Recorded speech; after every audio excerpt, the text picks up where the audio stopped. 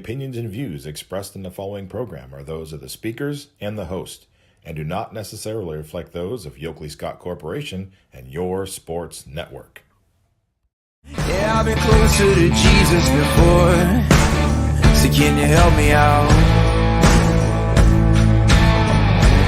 Oh, can you help me out?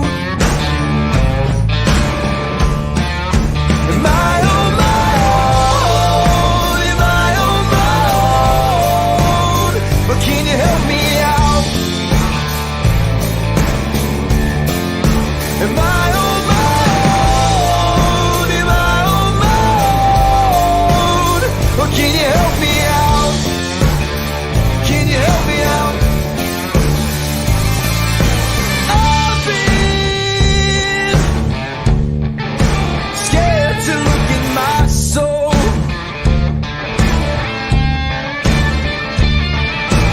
I've been afraid I would follow the road. Yeah, afraid of the things I've been told.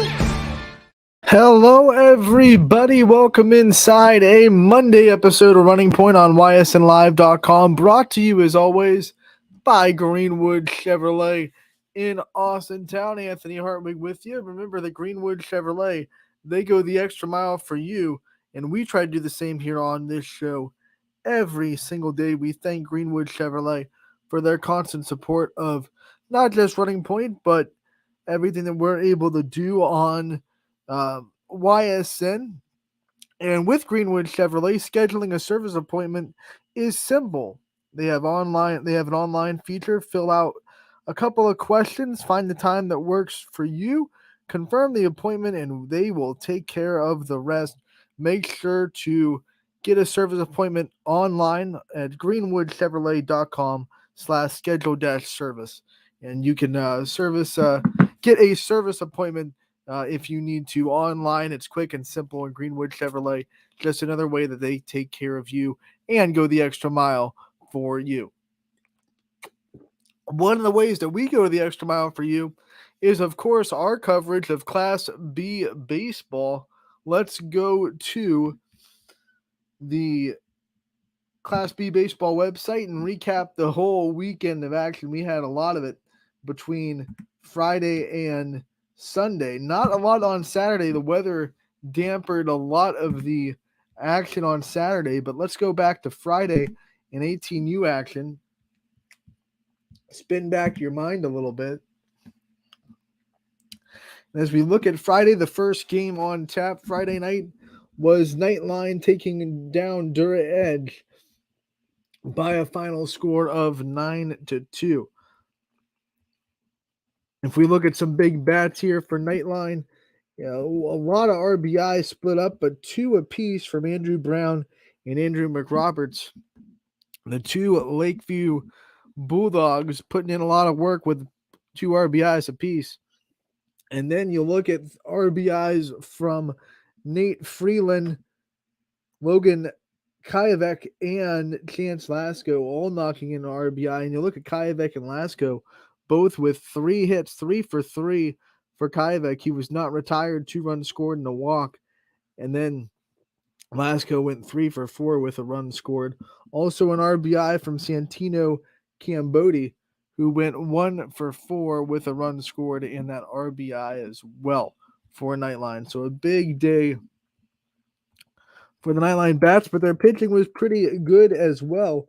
Ronnie Harper got the win. He went 6 innings, gave up just 1 earned run on 4 hits, struck out 7, walked 2 on his way to the win for Nightline.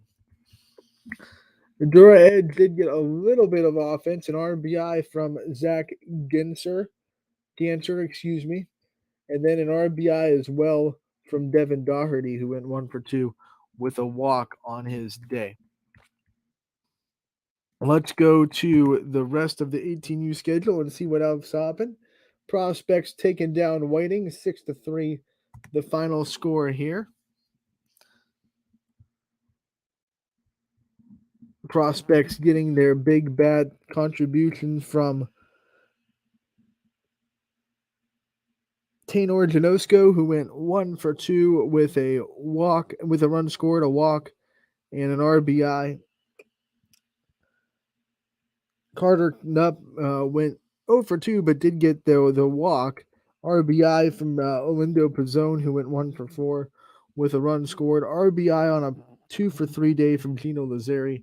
No surprise there. He also drew a walk and scored a run.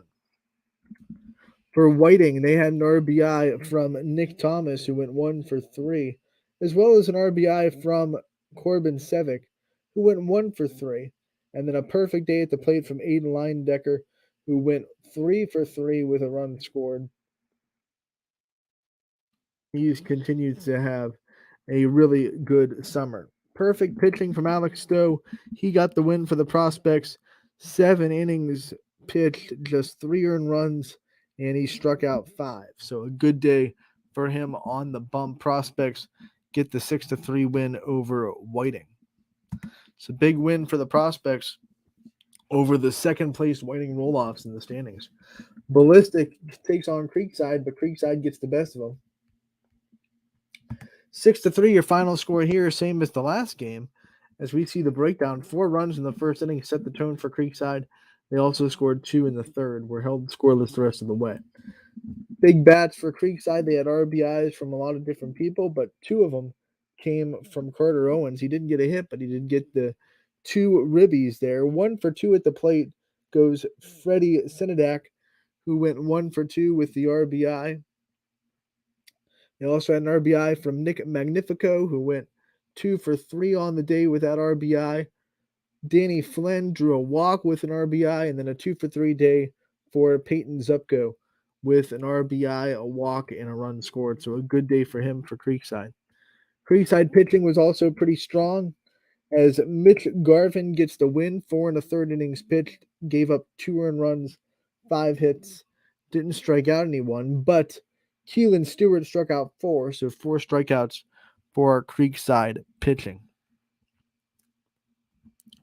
Ballistic got a little bit of offense. They were able to get RBIs from Evan Tomasic and as well as Donovan Sullivan getting RBIs.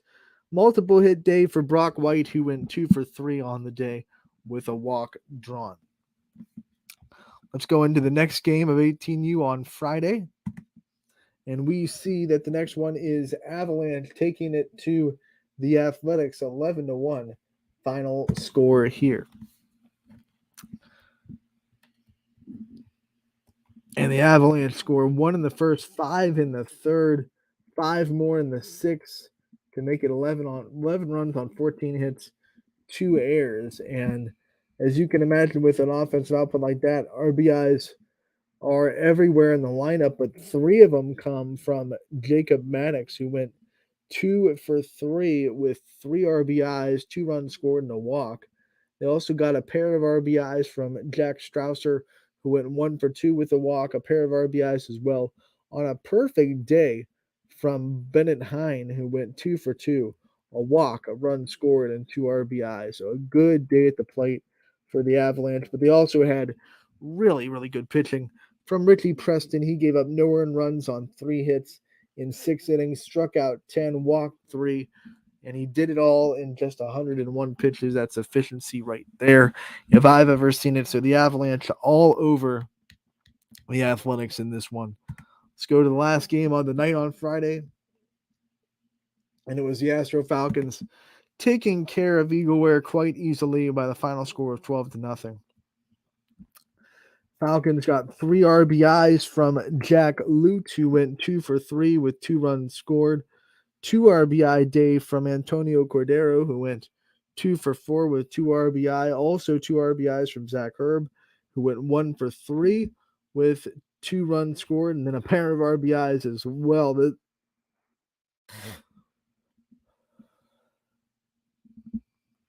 Starting to sound redundant a little bit. A pair of RBIs from John Chalice. He didn't get a hit, but 2 steaks will give you a good night on the day. And then pitching the shutout from Luke McCoy. He went 5 innings, no hitter. Ding, ding, ding, no hitter alert. As he had no hits given up, struck out 11, walked 3, and he did it in just 82 pitches. We talked about efficiency in the last game. How about that? He does it in about 20 less pitches than the last pitcher we talked about from the Avalanche. So McCoy with a great night at the Hill, throwing a no-hitter for the Astro Falcons as they win 13-0. As we said, Saturday got pretty much rained out.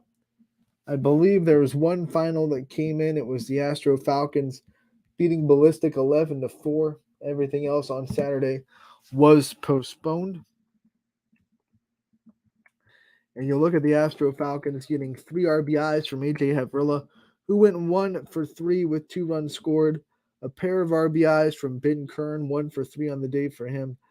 An RBI from Joey Perry, 1 for 3. An RBI as well from Antonio Cordero, who went 1 for 3 with a run scored and a walk. And then, as well as an RBI from Austin Lafferty. So RBIs handed out at length for the Astro Falcons offense. And then pitching-wise, it was Zach Erb who went 7 innings, gave up the 3 earned runs on 6 hits, complete game, 7 strikeouts, 0 walks. A beautiful day pitching for Herb.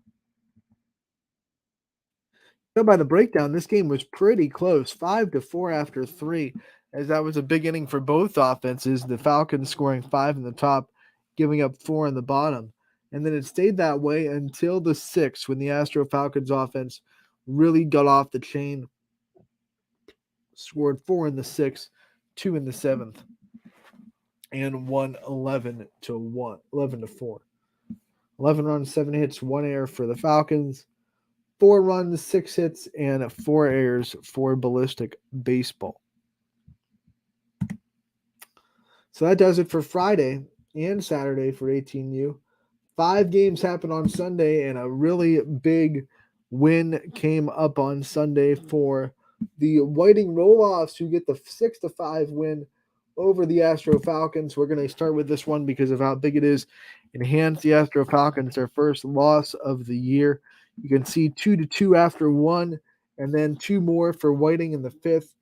And that was enough to hold off the comeback as they scored 2 more in the bottom of the 7th to walk it off 6-5 after falling behind, giving up 3 runs in the top of the inning. We look at the big heroes of the day for Whiting, who get the big win. 2 RBI from Aiden Leindecker. He went 1 for 2 with a run scored. 2 RBI as well from Nick Parado, who went 1 for 3 with a walk and 2 RBI. And then an RBI from Kaysen Holland, who went 3 for 4 on the day. A great day at the plate for him. And he had an RBI as well. Multiple hits for Ben Miller, going 2 for 3. Pitching and getting the win was Jimmy Rowe. He went that last inning, gave up no earned runs on 1 hit.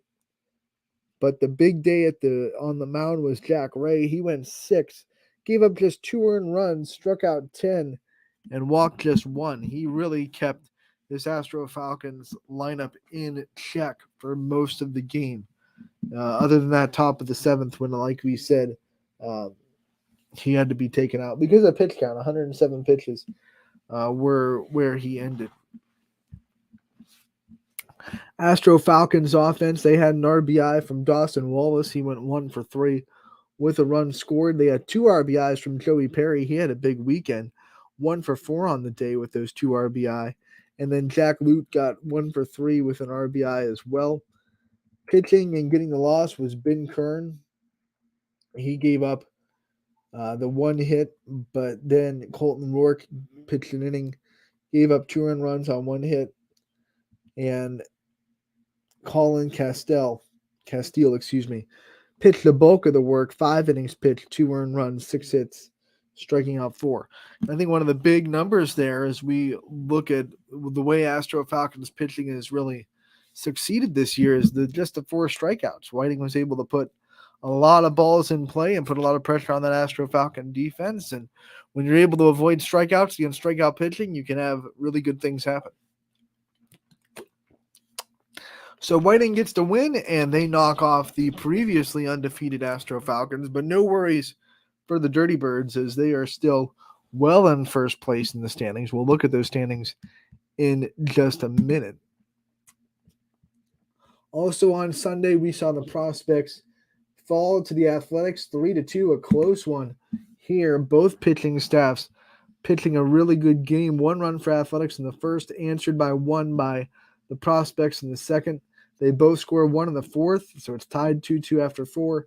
But then the walk-off in the seventh by Athletics makes it 3-2 in the seventh. 4 hits, 3 runs, 2 errors for Athletics batters. As we go down the line, and 1 RBI day from Steven Tamachi. He went 1 for 2 with the walk, so a big day for him at the plate, hitting 500. They also had an RBI on a hitless day from Gavin Fulgren. He did draw a walk with an RBI. And then another hitless RBI day from Jeff Brenner, who got the RBI on an 0 for 3 effort. A 3 for 3 day, though, for Zach Pleska.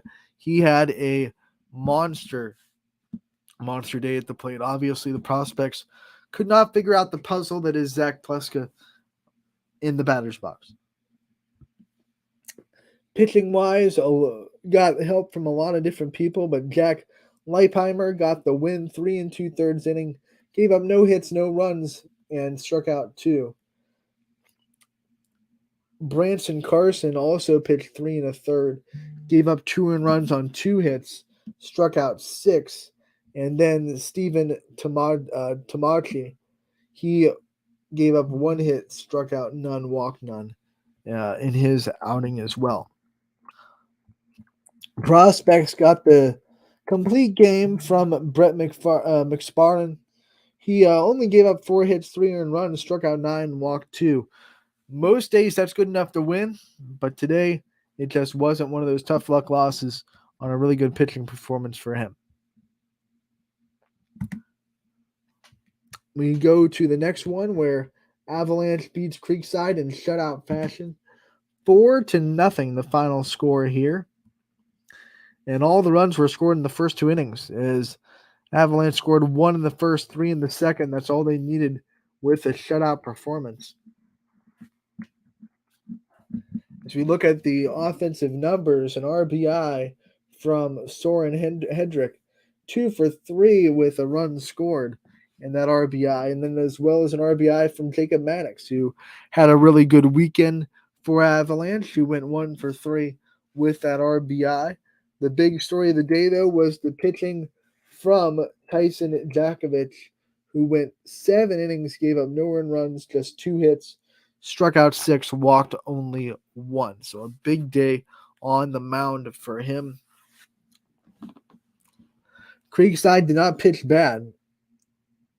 Hank Schaefer went 6 innings, gave up just 3 earned runs on 4 hits, struck out 6, walked 1. So a good pitching day for both sides. Creekside just could not get the offense going quite enough to back him up on the mound. They fall the Avalanche 4-0. We go into Ballistic Baseball being beat by Nightline pretty handedly, 13-3. Nightline continues their big weekend where they saw plenty of wins. 10 runs in the third. That's what we call a crooked number. And their big offensive bats came from multiple people, but 3 RBIs from the Lakeview Bulldog, Tyler Kappen. He went 2 for 3 with that run scored. 2 RBIs as well from Ty Eberhardt, who went 3 for 4. And then as well as a pair of RBIs on a 3 for 4 day from Chance Lasco. Also an RBI from Andrew Brown. And 1 RBI from Nate Freeland to round out the scoring for Nightline. And a 1 that's, again, really good pitching from Jack Knight. We're used to seeing that. We've been seeing it all summer long. 5 innings pitched, gave up just 3 earned runs on 4 hits, struck out 6, walked 1. We've seen that that exact stat line a couple of times here in the last few games. That's a solid strikeout to walk ratio, and it's why Nightline cruised to a 13-1 win. Last but not least, it is Dura Edge beating Eagle Ware 7-0, the final score in this one on Sunday. As we look at Dura Edge hitting, getting a big win to cap off the weekend. 2 for 2 goes Alex Eusebio with 3 RBI. They also had a RBI from Jacob Rind and an RBI as well from Devin Doherty, who had a pretty good weekend for Dura Edge. He went 2 for 4 with the RBI. Pitching for Dura Edge was Eusebio. He went 2 innings, gave up no runs on no hits, struck out 2. Ethan Fiesel got the start in the win. He went 5, gave up no earned runs on 3 hits, struck out 8 and walked 2. So a good pitching performance from both Fiesel and Eusebio, both YSN Columbiana County kids, one from Crestview, one from Columbiana, and they both shine bright on Sunday night. So that does it for the weekend of 18U. Let's take a quick look at the standings as we head into 18U night tonight. Still Astro Falcons way ahead, despite suffering the first loss of the year. They're still 5 games up on Whiting, who's sitting at 14-6. Nightline and Ballistic now tied at third at 11-9 apiece. We have Avalanche sitting at 10-10 with Ballistic Baseball at 10-10 as well. 9-11 for Prospects and 8-11 for Creekside. Dura Edge 5-14, Eagleware 2-14. So a big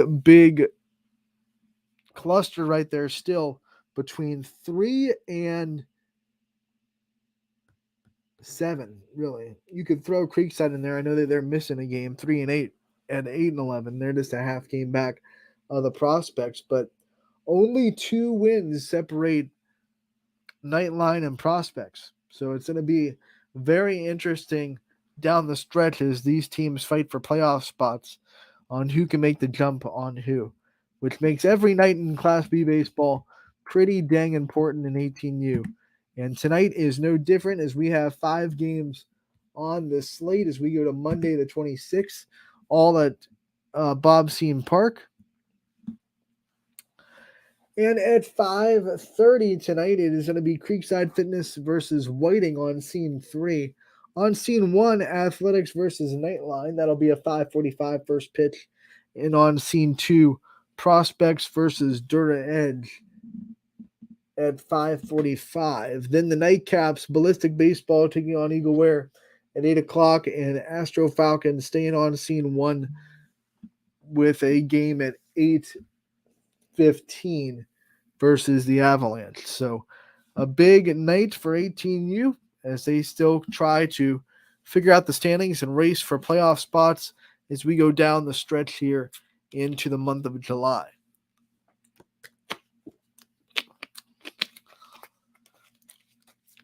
We do have one more thing to take care of with Class B baseball, and that is the 16U division. Their big day was on Sunday. Of course, their games on Saturday got canceled because of the rain, but there were 10 games happening from 16U on Sunday, so a lot on a Sunday afternoon, morning, and night. As the first one to happen was a 2-run game. Eagleware gets the win over Dura Edge 6-4, the final score there. Eagleware getting plenty of offense, 2 RBIs from Braden Devine. He went 1 for 3. They also had an RBI from Dominic Cusatrone, who went 1 for 2 with a run scored. Dura Edge had an RBI from Paul Gubba, 2 for 4 on the day with a run scored. They also had an RBI from Nick Skafinski, 1 for 3 with that ribby. Good pitching on the day from Zach Davis of Eagleware, 7 innings pitched, just 2 earned runs, striking out 8 and walking just 2. Eagleware get the big win yesterday. Athletics takes on Creekside, and it is not a typo. 21-1. Creekside gets the win. And if we went over every offensive statistic in this game, it would be all day, as you see just how many players got a piece of it. 1, 2, 3, 4, 5, 6, 7, 8, 9, 10, 11, 12, 13, 14, 15. 17 different hitters had an at bat for Creekside as they just let loose the whole bench RBIs from a lot of different people as they knocked in 19 of their 21 runs were RBIs. Let's see, the biggest day. Well, they had 3 people with 2, so we'll just give them a shout out. Hunter Garvin, 1 for 2 with 2 RBI. They had Sam Landis, 1 for 2 with 2 RBI, and then Hunter Shields had a pair of RBIs on a 2 for 3 day with 2 runs scored. You can see hits everywhere. 21 runs on 16 hits. Triples from Hunter Gavin and Wyatt Burchell. Doubles from Carter Owens, Jackson Cheeks, Dom Santee, and Trent Littman. Just an offensive clinic for Creekside Fitness.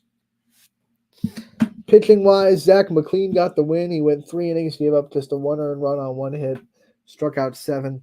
As a team, Creekside struck out 11, walked none, and they roll in that one. Another lopsided victory in the next game. 17-1 Avalanche beats Nightline. We'll do the same thing to show the numbers real quick. Try to get the best batters.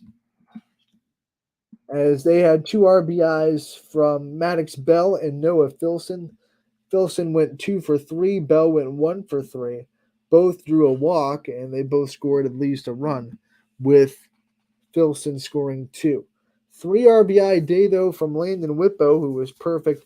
1 for 1 with a run scored and 3 RBI. Noah Filson also hammered a home run on the day for Avalanche. And then the pitching was solid as Nick Soldrich went 5 innings, gave up 3 hits, 1 run, struck out 5, walked 2. So both pitching and offense shine, as that is a lopsided victory for Avalanche. Prospects with another lopsided one, 11-1. It was a domination start to Sunday. There's a lot of teams just kind of made quick work out of their opponents. 11-1 Prospects get the win. 2 RBI day from Will Carrilla. 3 RBI day from Evan Slavin, and he was perfect at the plate as well. 2 for 2 with a run scored. Jacob Gugliotta got a perfect day as well. 2 for 2 with 2 runs scored and a walk. RBI from 1 for 3 day, as well as a 2 for 3 day from Landon Brunstetter. And they also had an RBI from Ethan Powell, going 1 for 3. Pitching was Jacob Gugliotta, who went 5 innings, gave up 1 earned run, struck out 4, walked 1.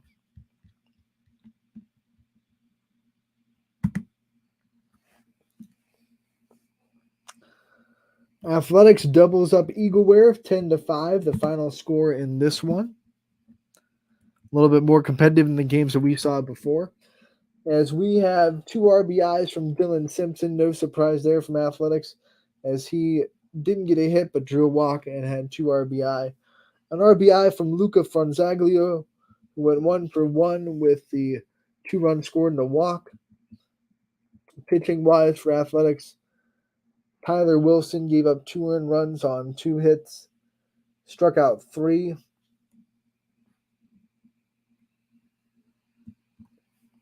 And then Luca Franzaglio came and gave up no runs on no hits in 2 innings pitched, struck out 4. 10-5, Athletics get the win. Next game on the slate, Astro Falcons and Whiting. Whiting getting the win 3-1. A big win for Whiting on both 18U and 16U fields, as Whiting 3-1 upsets Astro Falcons, gets the win. Nicholas Heckens gets a 2 for 3 day with an RBI. They also had an RBI from Sam Patton and an RBI from Ben Yeckel, who went 2 for 3 with that ribby. 1 for 3 day for Blake Scott. Pitching was Dylan Smith. He went 4 innings, gave up no earned runs on 2 hits, struck out 5. He got the win. Joey Pugh came in and went 3 innings in relief, gave up just 2 hits, no earned runs, and 3 strikeouts to no walks. So big day for Whiting as they pitch their way to a 3-1 win over the Astro Falcons. Up next is going to be Creekside Fitness taking on Nightline. It was Creekside getting the 13-6 win. A lot of offense to go over in this one. Creekside getting RBIs from a lot of different people. 2 from Sam Landis, 2 from Frank Sinadak, and then they also had 2 RBIs from Bryce Covert. He went 1 for 2 with the runs scored. Creekside got an RBI from Carter Owens as well as an RBI from Dom Santee. They both went 1 for 4. Hayden Newton got an RBI on a walk and a run score. How about this? 4 for 5 day for Wyatt Burchell, and an RBI he scored 3 times. Nightline did put together a solid offensive performance. Antonio Rutland went 3 for 3 with an RBI. They also had an RBI from Dom Ryan and Christian Hott. 2 RBI a day for Grady Moore, going 3 for 4 with 2 runs scored. So some big bats at Nightline, just not big enough as they fall 13-6 to Creekside. As we venture into the next game, it's Avalanche and Prospects. Avalanche getting the win 8-2, the final score on Scene 2 on Sunday.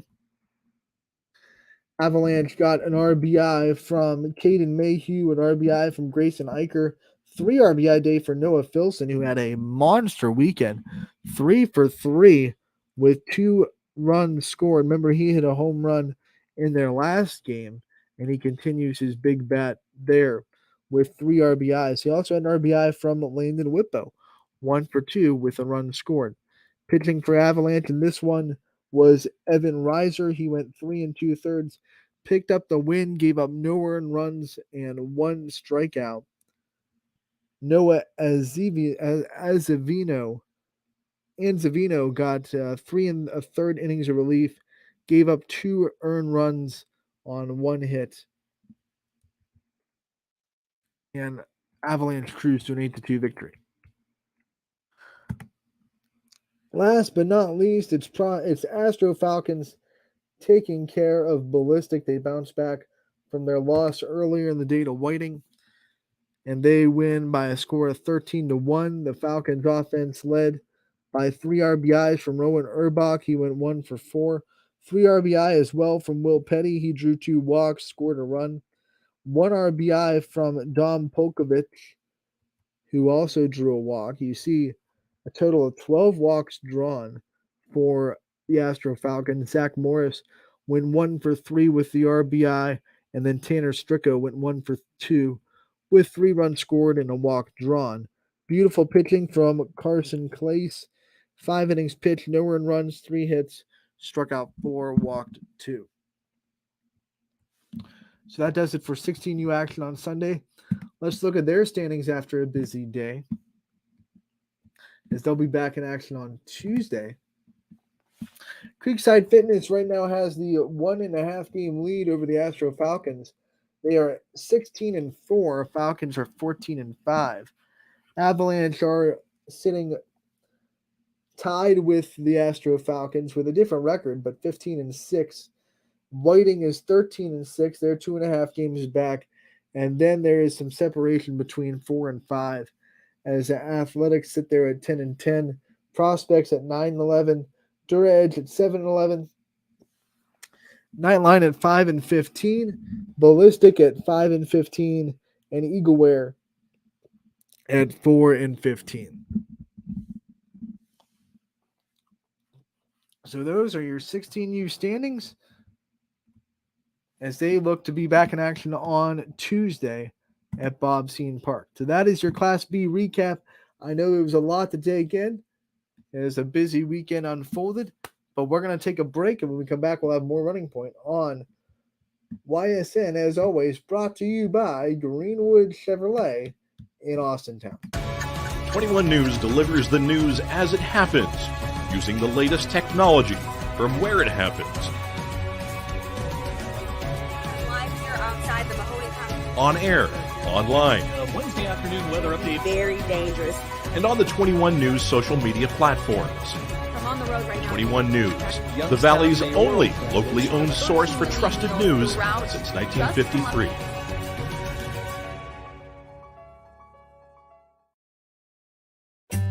As fine as the eye can see, the finest hardwoods from the finest trees. Made for your home and within your means, Baird Brothers will help fulfill your dreams. Let life and light come shining through in quiet morns. And heavy traffic, too. Find your easy-to-afford fine hardwood floors and doors and more at BairdBrothers.com. Every customer has a story, and at Greenwood Chevrolet, we are committed to making sure it ends with you in the right vehicle. I get to be part of somebody's adventure, whether it's buying a car for the first time, helping them get approved, or finding the perfect car for their budget. I'm proud that people trust me with their finances. They trust me to take care of them, and they trust me with their story. I'm Tracy, and I'm ready to go the extra mile for you, only at Greenwood Chevrolet.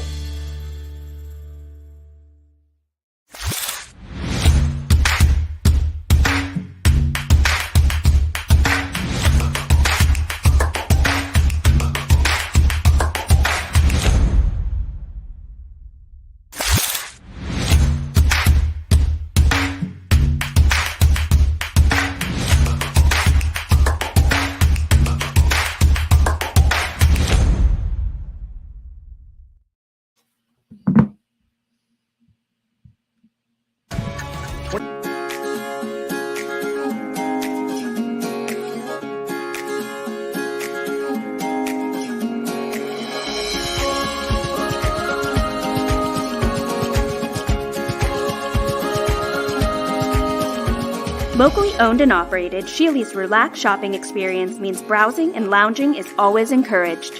Find Flex Deal and more at Sheely's Furniture and Appliance, because the best things in life happen at home. How lucky are we to have not one, but two 18-hole Donald Ross Championship golf courses right here in our backyards. Mill Creek Golf Course was selected by Golf Week as one of America's 30 best municipal courses, continuing to challenge golfers of all levels and featuring golf instruction by PGA professionals, a state-of-the-art practice range, a PGA of America recognized pro shop, kids programs, and a relaxing grill room for a memorable golf experience. For more information or to schedule a tee time, visit millcreekmetroparks.org. Fall is in the air. The kids are back to school, crowds are cheering for the home team, and Myers Family Insurance is prepped for another crazy Medicare season. Every year there's changes, some big, some small, so it's important to have a conversation to make sure your plan is going to meet your expectations for the coming year. Give our team a call today to schedule your annual review. For all your Medicare needs, call Myers Family Insurance or visit us on the web. Check us out online at MyersFamilyINS.com. Going from mindful to mindful sometimes requires a helping, healing hand.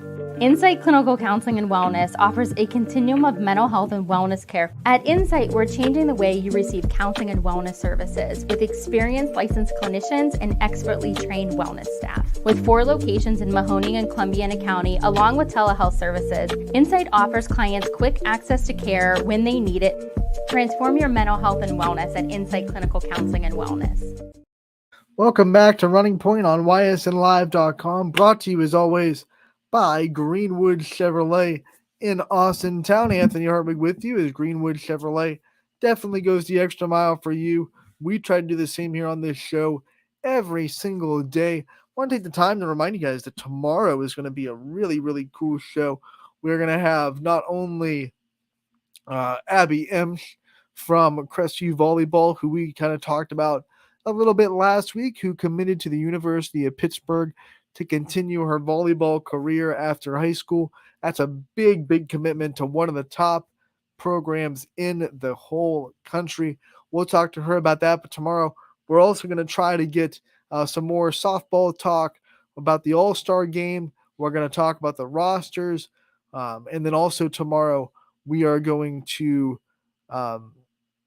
no, that's it. Recap Class B from tonight, of course, like we always do. But it's going to be a good show for you tomorrow. You don't want to miss it. Today, what we're going to do is we're going to play an interview with someone who will pop up on that All-Star Game roster, conducted a little while ago, but was never put on this show. So we're going to use it today.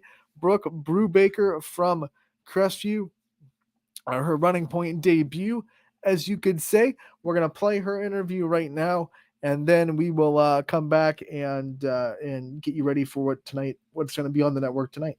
So here's Brooke Brubaker from Crestview, and one of the many names that is going to pop up on the All-Star Game roster that we will put on the show tomorrow. You can find it also on our social media pages that got released earlier today. Anthony Hartwig here with a Crestview softball player profile. I'm joined by Brooke Brubaker. Brooke, I told you before we started, this is one that was a long time in the making. You're someone that we wanted to get all season. We finally got you scheduled. Thank you so much for getting the time to join us today. Thank you for having me. I really appreciate it. You got it. So the first question I have for you is there's a lot of turnover in Crestview this year. With the graduations from last year, there are a lot of new players that are coming in, and then you even have a new head coach that came in this year as well. You were one of the mainstays of last year's team and that very successful team last year. What were some of the things that you did to try to keep some consistency in this program and try to keep it on the track and keep the standard where it was last year? Definitely the big thing for me was trying to build that team chemistry because we were all so close last year.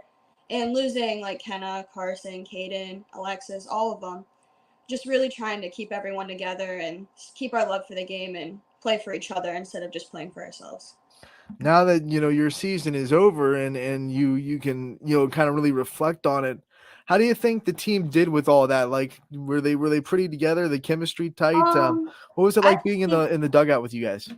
I think we definitely struggled a little bit in the beginning just because it was a very different group of girls and girls coming up from JV that hadn't played varsity before and varsity players before. But I think towards the end of the season we all got really close to each other and it was definitely a hard goodbye.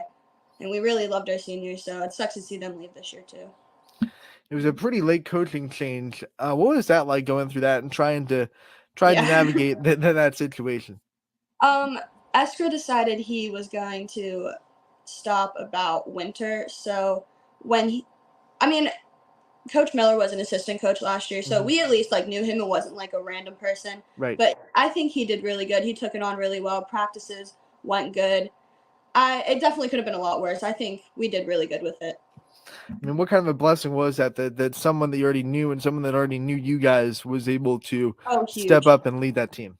He's been in the softball program for a long, long time, and he really just does love the game. So he was a good person to have around.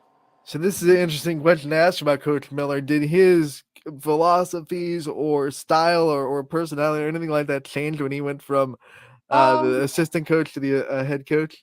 He, not necessarily his individually, but his way, his tactic of playing from Eskra's was definitely varied a little bit for sure. Yeah.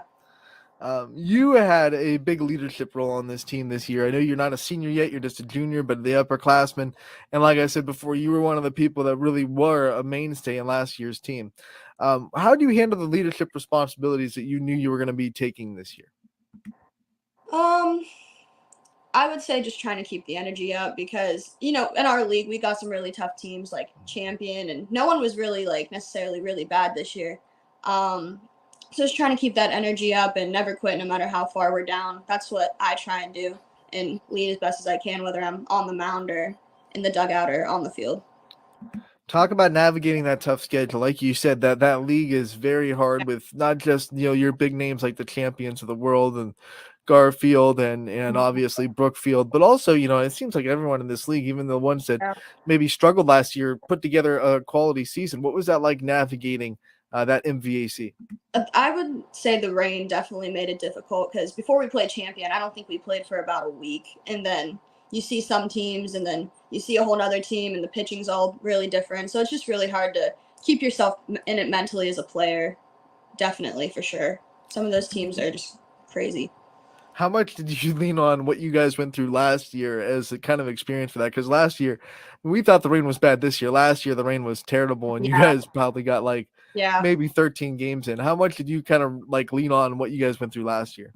Yeah, definitely just remembering how it went last year and trying to keep the rhythm in practice. And when you're in the gym, it's hard there's not a lot to do when you're in the gym. So trying to keep your swing the same, trying to keep your mentality still there is definitely a challenge, but it's nothing we haven't done before. Let's talk about your softball journey and when you kind of started to pick it up and when you really started to fall in love with the sport that now obviously you put so much time into. Well, for me personally, I've played since I was 3 or 4, and when I ended up getting diagnosed with Lyme disease, actually, is when I really, really started to find my love for it, when I couldn't do it as much anymore, and I really started to miss it, and that's when I started to put even more time into it. Was there a moment that you can remember where you think that you really fell in love with the sport and you made that decision of, I am going to put time into it and I am going to take it seriously? When I was younger and I threw my first no-hitter, just that feeling of feeling like all those practices came together and did something for me definitely pushed me for sure. What are some of your first memories of being on the softball field? Because you said you started when you were 3 or 4. I'm guessing that some of those times at 3 and 4 and 5 may be outside of the memory bank. So what are some of your first memories of I can playing remember softball? my dad and we used to do coach pitch, obviously. I can think all the way back to 8U playing those teams like South Range and Poland at Springfield, and just the lights, that cool feeling when I was younger, it just was like the world to me. When you think about how far you've come and even from last year to this year, what do you think are some big changes that you've seen, not just in your softball and the X's and O's, but yourself as a person just in the last couple of years with this varsity program?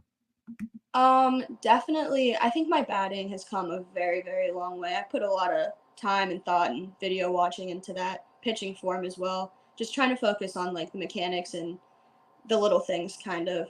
Mentally, I think definitely pushing through adversity and rough games and keeping yourself positive through hard times, slumps, coming out of stuff like that has gotten a lot better for sure. You bring up the mental aspect of the game, and obviously it's so important for every softball player because it's a sport that is built to make you fail in every sense of the word. Yeah. How do you kind of keep yourself in the right mental mindset and try to keep yourself mentally strong on the field? Before every at bat, before every game, I always sit and I think and try and take myself through the game and just know I can only do the best I can and know that I'm obviously not going to do it perfect every single time, and know mistakes are bound to happen, and not try and beat myself up on the little things, but do what I can to keep them from happening. Because of the nature of the sport, everyone's going to go through adversity in their career. It's just the sport teaches you so much. It does. What's the biggest form of adversity you think you've had to face, and how did you overcome it? For me, I got diagnosed with Lyme disease my 8th grade year, and that had me bedbound for a while. So that coming out of that and trying to find my love for the game after that and battle through all that pain and all the medicine and all the stuff like that was definitely probably the hardest thing I've had to go through softball wise and me wise too. What kind of things did coming out of that and coming on the other end of that and kind of being able to navigate it now, what does that make you reflective on? What does that make you appreciative of? What kind of things does it do for you? It made me appreciate softball so much more, the little things like eating with my family, being able to get up and do things every day. But it also really made me realize how much, because if you would have asked me before I got sick if I could do any of that, I would have said absolutely not. And it just really made me realize that I could do a lot more than I thought I could. I can take a lot more pain than I thought I could. And pain tolerance is definitely a really big thing that it taught me, and realizing that at the end of the day, it is just a game, and I'm doing it for me and to try not to beat myself up about it. Let's talk about people in your life that were able to get you through that. When you think about the people that obviously were in your corner the whole time, who comes to mind the most when you think about people that got you through it? My mom and dad, my siblings, and the seniors last year actually were a huge part of that for me, because last year was probably softball-wise one of the most painful seasons I went through, and they were there every step of the way, telling me to never stop, keep going, and they really pushed me through last season for sure. Having seniors like that last year, how much did that give you? We talked about your leadership, and you're going to be even a bigger leader next year as a senior. How much did that give you kind of a roadmap on how to do it when now you're leading? I just knew it meant so much for me. So now I want to try and do that for my sophomores and freshmen, and I try and be there for them, and I try not to be scary, try to just be friendly and inspire them to keep doing what they want to do and make them the best they can be too. When you had players that meant so much to you graduate, what was it like going into this year? Were there ever kind of like nerves of, okay, those Oh players yeah. aren't there anymore? Or what was it like coming into this year without Carson and Caden? Especially because Coach Miller was going to be the head coach now. It was like just so different. And when we had that first bus ride with them there, even in winter when we were playing, it was just like so weird having Caden on the mound or even in the dugout because they were really just such like so energetic and so happy. Carson behind the plate is just like such a relief too all the time. Brenna does really good back there for us this year, but without their energies going, it was definitely something to adjust to for sure. Let's talk about your travel softball that you get to play in the summers as well as your varsity level softball experience. How much does that help you build yourself as a player, and how much does that experience in the summers playing travel ball build you as a softball player? Oh, so much. Travel ball is definitely a whole different like environment than high school ball, and the girls I'm with there, I love so much, and they're all just amazing ball players, and just to be able to travel a little bit and be out there on a field with girls like that just pushes you and drives you even more to want to be the best you can be. On travel teams, you get to expose yourself with players that maybe aren't from Crestview and don't play for Crestview from all over the area. Who are some of your best friends that don't wear the Crestview uniform? Howland, Alyssa Masucci, LeBray, Riley McDonough, Garfield, Lizzie, Zoe King from Howland as well, and even like girls that I played with in the past, like girls from Fitch, my cousin from Fitch. There's so many people from so many schools around here, so it's really cool to be able to play people that mean so much to me a lot. When you think of being able, some of those players you mentioned you get to play against, what's it like having that friendly rivalry a little bit, bragging rights on the line a little bit? What's that been like for you? Yeah. My favorite one was Riley McDonough. Playing her because she catches, so her behind the plate when I'm in the box it's definitely fun. And pitching to them girls that I play too, like Alyssa from Howland. She's insane in the plate, and just trying to, pitch around them, but not act scared at the same time is definitely difficult. When Riley comes to the plate, you got to be like, this isn't fair. You catch me in the summer. Come on. She got me a few times. A lot of girls from the travel team got me a good few times. They're so much respect to them. They're great players. But you've been able to get some other people a few times. You had a very successful season inside the circle when you look at your numbers. What was working so well for you with your pitching this year? This year I tried to just focus a lot on like changing speeds and working the high, low, inside, outside. My curveball for sure this year helped me a lot hitting that, and I like to work the inside a lot. So the inside corner, hitting that a lot too, for sure. Just hitting my spots. I know you've brought up your family a couple of times already, but I want to talk about them because I think everyone knows the Brewbreaker name from Brewbreaker Farms and all that fun stuff. What's it like being a part of this family? And I know every family has something that makes them unique. What do you think makes yours unique? And what are some things that you think is really special about the people that are in your life, family-wise? We are all the way to my brother, even if you won't say it. We are definitely a softball loving family, and if you haven't noticed, we're really big on the mentality part. And my dad helped coach my travel ball too, and just the way he sees life in the game is just very, very interesting. And we're all very, very close when it comes to the sport. Travel ball, me, my younger sister, she's already really, really good. I think softball is like something that really does hold us together for sure. What's it like living in a household that is so softball centered? I mean, you never get away from it. You come home from the game and you have a lot of people asking about you. What's that been like for you? I wouldn't have it any other way. It's definitely, I come home, I'm going to my sister's tournament. We're in the car ride on the way to my tournament. We're watching her live stream on Game Changer. We come home, go pitch. It's just like, it's nice to have so much support around you about something you love so much. My little sister is definitely means a lot to me. Just seeing her pitch from when she was so little and be where she's at now is just insane. And our pitching coach is so good too, so she means a lot to us too. Who were some softball players that you looked up to when you were young, like role models or players that you wanted to mold your game after? The basics: Jenny Finch, Montana Fouts, those pitchers that are just insane. Joshua Allo from Oklahoma, her batting I'd always love to look at that too. Just so cool to just sit and watch them. And want to push me to be like them one day for sure. I mean, if you're gonna look up to people, it might as well be the home queen of college softball. Yeah, exactly. Exactly. the Division One strikeout leader. Hey, when you think of some of the things that you want to do still in your softball career, goals that you still have for yourself going into your last season next year, what goals are you setting? This year I looked a lot more at my batting than I did my pitching, but I would like to try and keep my batting average up throughout next year, possibly more than this year. I think I finished with a 522 this year. I would like to try and keep it a little more above that next year. And pitching wise, hit my spots better than this year. Maybe pick up a few miles an hour. Consistency. 522, not satisfied. Oh, a lot of people see that and go, "What?" You're hitting over 500, Brooke. It can always be better. Not good enough. Not good enough. When you think about futures, one of the last things I want to talk to you about is the future. You're going into your senior year. You have to start thinking about what you want to do with your life after high school and some of the things that you want to kind of achieve as far as a career.